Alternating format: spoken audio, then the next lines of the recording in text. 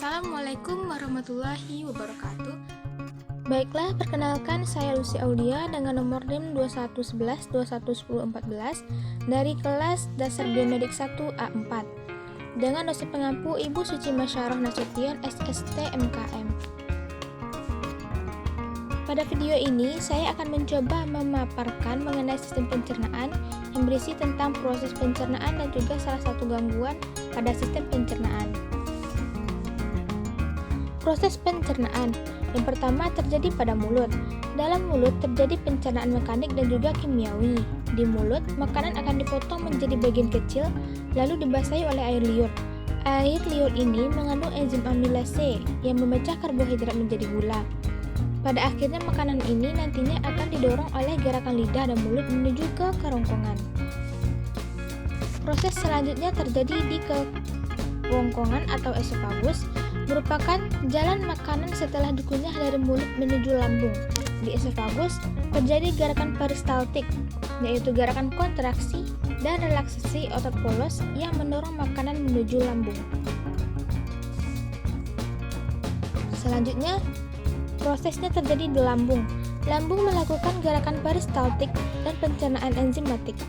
Gerakan peristaltik pada lambung berfungsi untuk mengaduk, mencampur makanan dengan getah lambung dan juga mendorong makanan keluar dari lambung. Ada beberapa enzim yang berperan pada sistem pencernaan yang terdapat pada lambung seperti enzim pepsin, renin, dan juga asam klorida. Setelah dari lambung, proses pencernaan dilanjutkan di usus halus. Usus halus menyerap nutrisi dari proses pencernaan.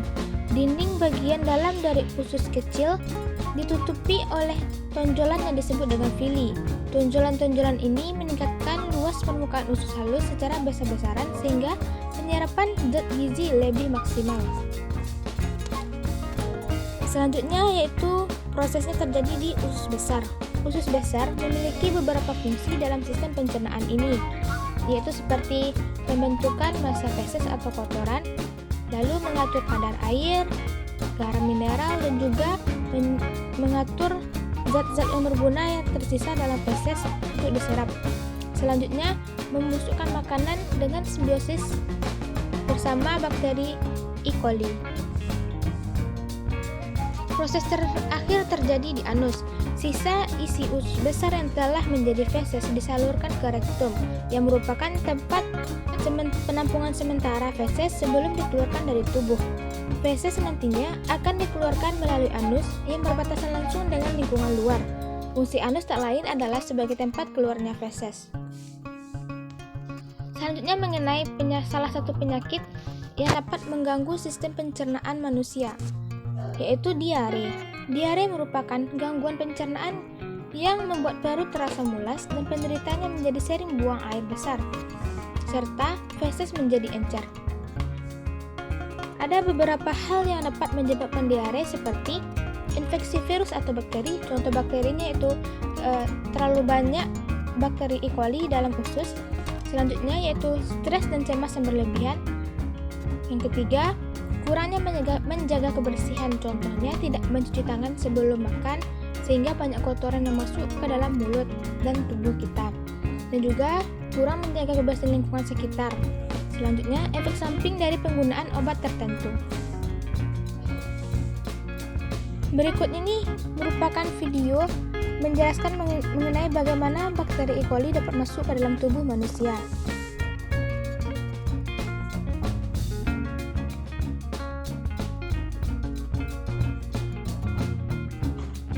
Hal ini diawali dengan kebiasaan buang air di sungai yang mana kotoran itu mengandung bakteri E. coli.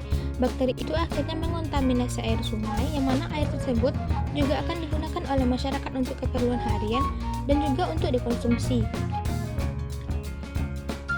Jika air tidak direbus hingga matang atau sampai 100 derajat Celcius, maka bakteri E. coli tersebut tidak akan mati dan akan masuk ke dalam tubuh jika kita mengkonsumsinya. Selain itu, kebiasaan tidak mencuci tangan habis dari toilet juga dapat menyebabkan bakteri E. coli masuk ke dalam tubuh melalui tangan yang kotor jika makan makanan. Ada beberapa hal yang dapat dilakukan untuk mencegah hal tersebut seperti membuat bak septic tank untuk jamban, dan juga selalu mencuci tangan pakai sabun sebelum dan sesudah buang air besar. Selanjutnya yaitu gejala dari diare.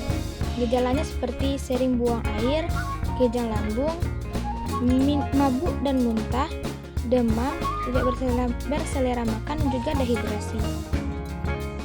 Beberapa penanganan diare yang dapat dilakukan seperti mencukupi kebutuhan tubuh akan cairan. Hal ini sangat penting untuk memulihkan diri dari diare karena penyakit ini menyebabkan kita kehilangan banyak cairan termasuk elektrolit seperti sodium dan klorin. Minum air adalah langkah awal mengatasi dehidrasi. Mengkonsumsi oralit atau cairan gula dan garam juga bisa membantu usus menyerap cairan lebih efisien. Minuman lain yang juga bisa menghidrasi antara lain yaitu minuman isotonik atau jus buah. Beberapa pencegahan diare yang dapat kita lakukan seperti rajin mencuci tangan, terutama sebelum dan setelah makan, setelah menyentuh daging yang belum dimasak, sehabis dari toilet, atau setelah bersin dan batuk. Bersihkanlah tangan dengan sabun dan bilas menggunakan air bersih. Selanjutnya, mengkonsumsi makanan yang sudah dimasak. Hindari memakan buah-buahan atau sayuran mentah yang tidak dipotong oleh tangan sendiri. Selanjutnya, meminum air yang matang. Sekian dari saya, mohon maaf jika ada salah. Terima kasih sudah menonton. Wassalamualaikum warahmatullahi wabarakatuh.